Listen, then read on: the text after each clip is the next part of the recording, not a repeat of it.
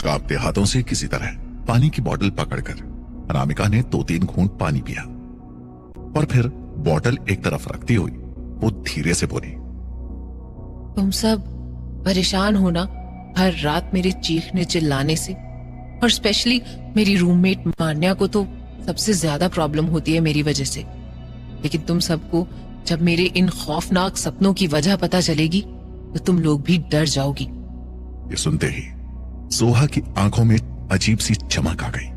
वो जल्दी से अनामिका के पास सरकती हुई बोली, ओ यार, मुझे नहीं लगता डरवर, तू मुझे बताना जल्दी से सारी बात। क्या तूने पहले कभी कोई भूत प्रेत या चुड़ैल देखी है? मुझे तो बचपन से ही ऐसी भयानक हॉरर स्टोरीज पढ़ना और सुनने का शौक रहा है। क्यारा हैरानी से बोली, आर यू क्रेजी सोहा? तू तो भूत प्रेत और चुड़ैल के बारे में ऐसी बातें कर रही है जैसे किसी मूवी स्टार के बारे में जानना चाह रही हो। सोहा हंसते हुए बोली, मुझे तो रियली में भूत प्रेत और चुड़ैल किसी मूवी स्टार से ज्यादा इंटरेस्टिंग लगते हैं। उनके बारे में सुनते ही दिल में एकदम क्यूरियोसिटी होने लगती है। यार अनु, अब बताना जल्दी से मुझे सारी बात। आई एम श्योर तेरी स्टोरी में जरूर बड़े ही डेंजरस किस्म के भूत प्रेत होंगे। अनामिका ने एक बार सबको घूरते हुए देखा, फिर गहरी सांस लेकर कहने लगी, तब मैं करीब 12-13 साल की थी। हम लोग हर समर वेकेशन में अपनी दादी के गांव खैरागढ़ जाते थे। वहां टीवी से ज्यादा मजा हमें दादी की कहानियां सुनने में आता। वो हर रात हम सब बच्चों को ढेर सारी कहानियां सुनाया करती थी। एक दिन अचानक ही दादी बहुत बीमार पड़ गई। डॉक्टर ने उनका ट्रीटमेंट किया तो पता चला कि मेरी दादी का हार्ट बहुत ही कमजोर हो गया है। उन्होंने दादी को रेस्ट करने की सलाह दी। मेरे दादाजी ने फिर दादी की देखभाल के लिए दादी की एक चचेरी बहन कांता देवी को बुला लिया।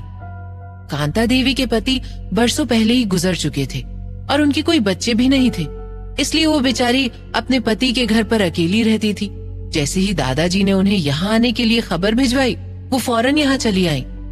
अपनी दादी की बीमारी की वजह से हम सब बच्चे अब उनके रूम में नहीं जाते थे, लेकिन कहानी ना सुन पाने की वजह से अब हम सब बहुत उदास रहने लगे। और फिर एक रात जब हम चुपचाप छत पर दरी बिछाकर लेटे हुए थे कि हमारे पास कांता देवी आई। वो हमारे पास आकर बोली, मुझे तुम्हारी दादी ने भेजा है कहानी सुनाने के लिए।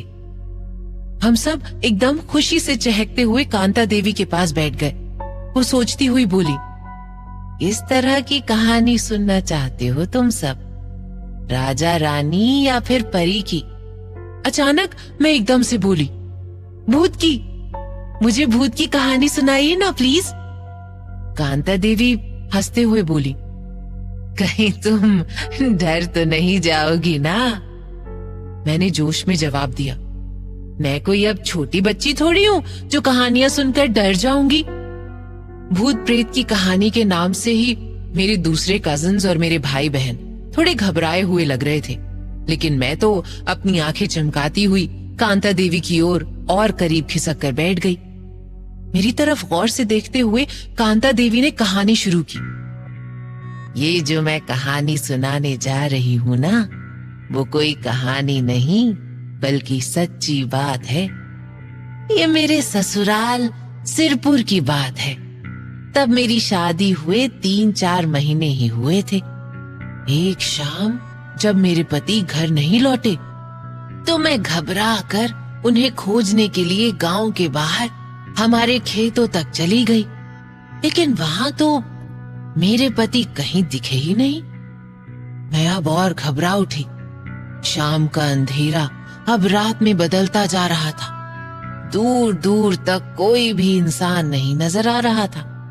मैं तो इतना डर गई कि जल्दी जल्दी वापस अपने घर की तरफ आने लगी, लेकिन रात होने से अंधेरा इतना बढ़ गया था कि मुझे मेरे घर वापस आने का रास्ता ही नहीं मिला और मैं भटक कर दूर जंगल की तरफ चली गई। जब 1 घंटे चलते रहने के बाद भी गांव नहीं आया तो मैं एकदम डर गई और जोर जोर से सहायता के लिए चिल्लाने लगी। अचानक मुझे ऐसे लगा जैसे कोई मेरे पीछे पीछे चलते हुए आ रहा हो। मैं और भी तेजी से चलने लगी कि एकदम से किसी ने पीछे से मेरे कंधे पर हाथ रखा। अब तो मैं डर के मारे इतनी जोर से चिल्लाई कि पूरा जंगल मेरी चीख से गूंज उठा। मेरे चिल्लाते ही अचानक जंगल में अजीब सी लाल रोशनी फैल गई और फिर मेरे पीछे से चलता हुआ एक बड़ा ही भयानक दिखने वाला शख्स कूदकर मेरे आगे आकर खड़ा हो गया। मैं उस शख्स को यूं अपने सामने देखते ही इतनी डर गई कि मेरे मुंह से एक शब्द तक नहीं निकल रहा था। मुझे यूं चुप खड़े देखकर उस शख्स ने अपना मुंह ऊपर किया और किसी जंगली भेड़िए की तरह हूं करके जोर जोर से हंसने लगा। और फिर मैं कुछ करती कि वो शख्स खुद एक बड़े से जंगली भेड़िए में बदल गया। उसके वो भयानक नुकीले दांत अंधेरे में भी चमक रहे थे। वो अपनी जीभ लपलपाते हुए मेरी तरफ बढ़ा और अपने दोनों पंजे मेरे कंधे पर टिकाकर अपने दांत मेरी गर्दन की तरफ बढ़ाए। मैं तो डर से अपने होश खो बैठी और फिर जब मुझे होश आया तो मैं अपने घर में थी। मेरा पति और कुछ पड़ोसी मेरे सामने बैठे हुए थे। मुझे होश में आते देखकर मेरे पति ने मुझे पानी दिया और फिर बताया कि जब वो घर आए और मुझे घर में नहीं देखा तो वो अड़ोसी पड़ोसी को लेकर मेरी तलाश में निकल गए। क्योंकि अमावस की रात थी इसलिए गांव वाले मुझे घर से गायब देखकर बहुत घबरा गए थे। मुझे खोजते हुए जब वो सब लोग जंगल की तरफ जाने लगे कि उन्हें मैं नीचे जमीन पर बेहोश मिली और वो लोग मुझे उठाकर घर ले आए। इतना बताकर कांता देवी खामोश हो गई। उन्हें यूं खामोश होते देख मैं बोल उठी, क्या हुआ कांता दादी जी, आप चुप क्यों हो गई? आपने क्या सच में देखा था उस भयानक शख्स को जंगली भेड़िया बनते हुए? फिर उस भेड़िए ने आपको जिंदा कैसे छोड़ दिया दादी जी? कांता देवी बोली, मैं दरअसल उस रात की बात याद करके आज भी डर जाती हूँ, इसलिए थोड़ी खामोश हो गई थी। ये सारी बातें एकदम 100% सच है बेटा। मैंने उस रात सचमुच एक ऐसे भयानक भेड़िए को देखा था जो अमावस की रात को इंसानी शक्ल में अपना शिकार ढूंढते हुए जंगल के आसपास घूमते रहता है। फिर कुछ रुककर कांता देवी घबराए लहजे में बोली, मुझे तो बाद में मेरी एक पड़ोसन ने बताया कि जंगल के उस पार ही तिमारपुर नाम का एक अभिशप्त गांव है। उस गांव के बाहर बनी एक गुफा में बरसों पहले एक दुष्ट तांत्रिक और उसकी बीवी दोनों अपनी काली शक्तियों को और बढ़ाने के लिए एक बहुत बड़ा महाअनुष्ठान करने लगे। वो दिन रात अपनी तंत्र साधना में लगे रहते, लेकिन एक दिन उनके खतरनाक इरादों की खबर तिमारपुर गांव के लोगों को लग गई और फिर गांव के कुछ लोग अपने हाथों में मशाल लेकर वहां गए और गुफा के अंदर जलती मशाले फेंककर वहां आग लगा दी और फिर गुफा का दरवाजा उन्होंने ईंट पत्थरों से बड़ी मजबूती से सील बंद कर दिया। गांव वालों को लगा अब उनके गांव को दुष्ट तांत्रिक से छुटकारा मिल गया, लेकिन तिमारपुर पर तो जैसे भयानक मुसीबतें टूट पड़ी और देखते ही देखते कुछ ही दिनों में पूरे गांव में हर तरफ मौत का मंजर दिखने लगा। कांता देवी की कहानी सुनते सुनते उन सब बच्चों के होश उड़ गए। नन्ही अनामिका भी ये कहानी सुनकर पूरी तरह से घबरा गई थी, लेकिन इससे भी डरावनी बात तो अभी बाकी ही थी। क्या थी वो डरावनी बात? अपनी दादी की चचेरी बहन कांता दादी से डरावने फेयरवुल्फ की सच्ची कहानी सुनते ही अनामिका पूरी तरह घबराती हुई कांता दादी से चिपक गई। कांता दादी ने अनामिका को हंसते हुए देखा, फिर अपनी कहानी आगे सुनाती हुई बोली, क्या हुआ, डर लगने लगा क्या तुम्हें? आगे की कहानी सुननी है या नहीं? अनामिका ने बिना कुछ कहे सर हाँ में हिला दिया तो कांता दादी आगे की बात बताने लगी। तिमारपुर के गांव वालों ने उस दुष्ट तांत्रिक को तो उसकी बीवी सहित उस गुफा के अंदर ही जलाकर गुफा पूरी तरह से बंद कर दी थी।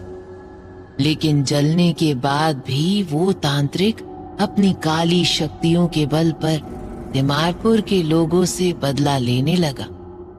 दरअसल उस तांत्रिक ने अपने काले जादू से ऐसी शक्तियां हासिल कर ली थी कि उसके शरीर के जल जाने के बाद भी उसकी रूह अब भी तंत्र मंत्र के जरिए भयंकर अनुष्ठान में लगी थी।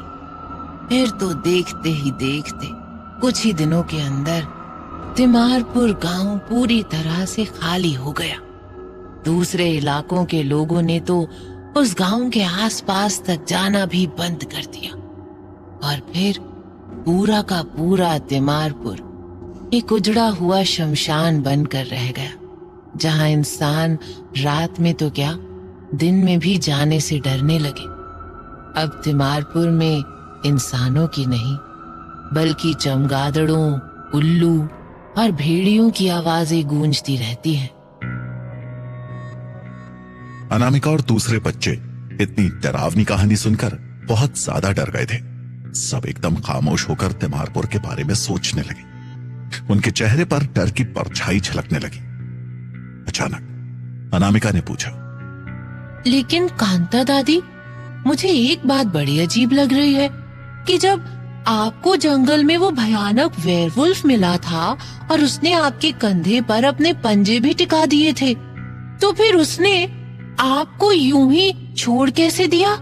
कांता दादी की आंखों में अचानक ही अजीब सी चमक आ गई। उनके होंठ फड़फड़ाने लगे और वो अपनी गर्दन को जोर जोर से हिलाने लगी। उनकी ऐसी हालत देखकर अनामिका ने उन्हें जोर से आवाज लगाई, कांता दादी, क्या हुआ आपको?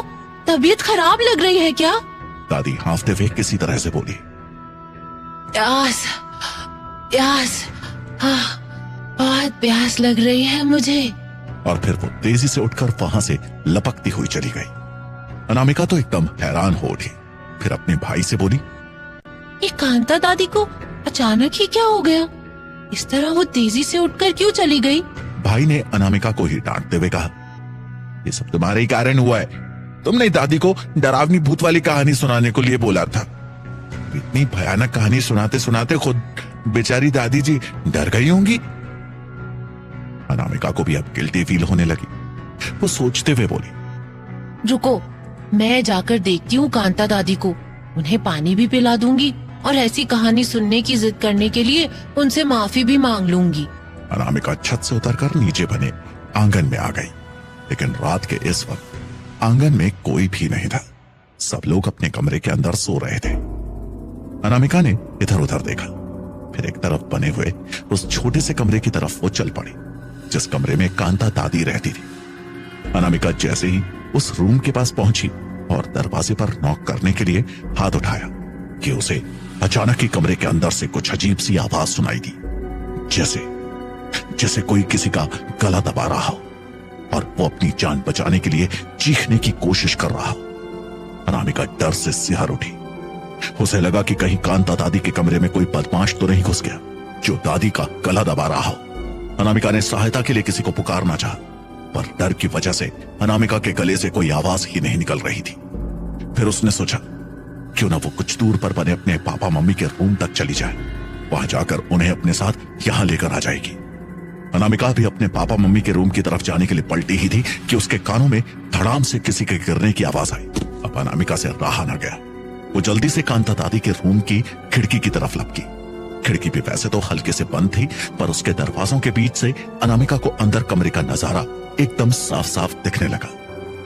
लेकिन अनामिका ने जैसे ही कमरे के अंदर अपनी नजर डाली, वो दहशत से खिड़की के नीचे लड़खड़ा कर गिर पड़ी। कमरे के अंदर कांता दादी एक भयानक चुड़ैल बनी हुई थी और उन्होंने अपने दोनों हाथों से घर की नौकरानी चमेली की गर्दन पूरी तरह से दबोच के रखी हुई थी। चमेली अपनी जान बचाने के लिए पूरी ताकत से छटपटा रही थी, लेकिन कांता दादी की भयंकर पकड़ से चमेली अपनी जगह से हिल तक नहीं पा रही थी। और फिर कांता दादी ने अपने भेड़िए जैसे नुकीले दांत चमेली की गर्दन पर गड़ा दिए और सब करती हुई तेजी से चमेली का खून पीने लगी। अनामिका के तो होशों हवास उड़ गए थे। वो इतना डर गई थी कि उसके पैरों में खड़े होने की भी ताकत नहीं रही और वो रेंगते हुए किसी तरह अपने पापा मम्मी के रूम तक पहुंची और दरवाजे पर ही बेहोश हो गई। अनामिका को जब होश आया तो वो अपनी मम्मी के बेड पर लेटी थी और उसके सामने घर के सभी लोग चिंतित होकर खड़े थे। अनामिका को होश में आते देख उसकी मम्मी जल्दी से उसके पास बैठती हुई बोली, क्या हुआ बेटा अनु, तुम अचानक ऐसे बेहोश कैसे हो गई थी? अनामिका जैसे कुछ पलों के लिए तो एकदम ब्लैंक हो गई। फिर जैसे ही उसकी नजर अपने सामने खड़ी कांता दादी पर पड़ी, वो डर कर अपनी मम्मी से एकदम चिपक गई। उसकी मम्मी हैरानी से अनामिका के सर पर हाथ फेरती हुई बोली, इतना घबरा क्यों रही है अनु? कुछ तो बता बेटा, क्या बात है ऐसी? अचानक अनामिका का भाई सोचते हुए बोला, ओह यस मम्मी, ये अनु कुछ देर पहले छत पर हम सबके साथ बैठी थी और फिर जैसे ही कांता दादी छत पर आई, अनु ने उनसे भूत प्रेत की कहानी सुनाने की जिद की और फिर कहानी सुनकर कांता दादी तो नीचे चली गई, लेकिन अनु का डर के मारे बुरा हाल हो रहा था। मुझे लगता है ये छत से नीचे उतरकर आप लोगों के पास ये आ रही होगी। अचानक ज्यादा डरने की वजह से बेहोश होकर गिर पड़ी। अनु ऐसा ही हुआ था ना? भाई की बात सुनकर सब बच्चे हंसने लगे। पापा और दादाजी ने कुछ नाराज होकर कांता दादी की तरफ देखा। फिर दादाजी गंभीर लहजे में बोले, अनु तो अभी बच्ची है, उसे समझ नहीं है, लेकिन तुम तो समझदार हो कांता। अब कभी भी ऐसी डरावनी कहानी बच्चों को मत सुनाना। पापा बोले, रात बहुत हो गई है, अब सब लोग अपने अपने रूम में आराम से सो जाओ। कल सुबह फिर हमें आम के बगीचे देखने जाना है। अनामिका मन ही मन सोचने लगी, अच्छा ही हुआ जो भाई ने कहानी की बात बताई, नहीं तो कहीं कांता दादी को ये बात पता लग जाती कि मैंने उन्हें चुड़ैल बनकर खून पीते हुए देखा है, तो शायद वो मेरा भी खून चूस लेती। पापा की बात सुनकर सब लोग वहां से अपने अपने रूम की तरफ चले गए। अनामिका सारी रात अपनी मम्मी के बेड पर उनसे लिपटी रही। इतना भयानक नजारा देखने के बाद उसकी नींद ही उड़ गई थी। सुबह होने तक तो अनामिका को एकदम हाई फीवर चढ़ गया। सब एकदम घबरा उठे। तो मम्मी पापा ने डिसाइड किया कि वे लोग आज दोपहर की गाड़ी से ही वापस अपने घर लौट जाएंगे, क्योंकि इस छोटी सी जगह में डॉक्टर तो था नहीं। और फिर पापा को इतना तो समझ आ ही गया था कि अनामिका को यहां बहुत डर लग रहा है। अचानक मम्मी बोली, ये चमेली कहाँ चली गई सुबह सुबह? अभी कितना काम पड़ा है घर में और उसका कोई पता ही नहीं है। अनामिका को अचानक कल रात की पूरी घटना याद हो आई। वो जोर जोर से चीखती हुई फिर बेहोश हो गई। क्या कांता दादी की असलियत सबके सामने आ पाएगी? कहीं अनामिका के दिल में छुपी बात कांता दादी भी तो नहीं समझ जाएंगी।